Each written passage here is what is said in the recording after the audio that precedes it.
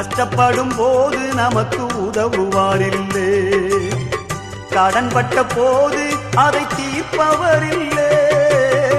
இஷ்டப்பட்ட தெய்வங்கள் எல்லாம் கும்பிட்டு பார்த்தாச்சு, நம்ம கஷ்டங்களை தீர்க்க அவை முன் வரவில்லை. உலகத்தில் தெய்வங்கள் உண்டென்று சொல்வதெல்லாம் சும்மாங்க, இயேசு கிறிஸ்து ஒருவரே மெய்யான தெய்வமுங்க. ஜனங்களின் பாவம் நீக்கி ரட்சிக்க வந்த தெய்வமுங்க.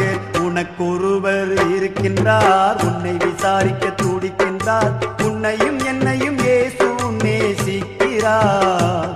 உன்னை உள்ள கைகளில்